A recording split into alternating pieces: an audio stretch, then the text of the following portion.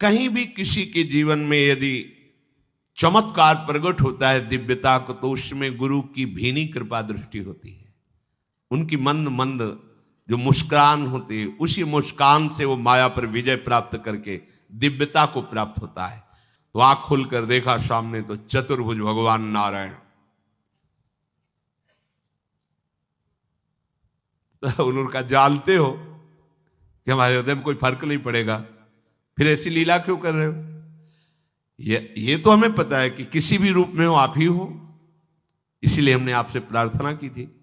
पर ये आप क्यों? जानते हो ना हमारे हृदय की निष्ठा की, हम आपको प्रणाम भी नहीं करेंगे।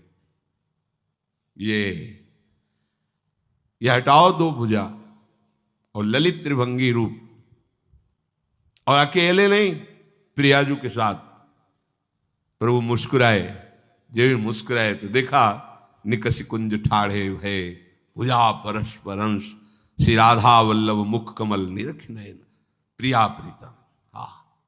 चरणों में लौट गए और कहा, प्रिया प्रीतम, कि तुम्हारी इस निष्ठा से मैं बहुत प्रसन्न हूं। प्रभु जगन्नाथ जगदीश हैं, जगन्नाथ का भात और जगत पसारे हाथ। इनकी भक्ति और इनकी निष्ठा से सब परिचित थे। बड़े प्रभावशाली ये संत हैं, भक्त हैं। इस भाव से जगन्नाथ जी का प्रसाद समर्पित किया गया, पर इन्होंने प्रणाम किया और लिया नहीं। तो जगन्नाथ जी के जो सेवक थे वो बिगड़े। ये क्या है? जगन्नाथ जी के प्रसाद को आप? तो जगन्नाथ जी स्वप्न में आकर के बोले कि आप ऐसा मत समझो कि वो हमारे प्रसाद का अपमान करते हैं।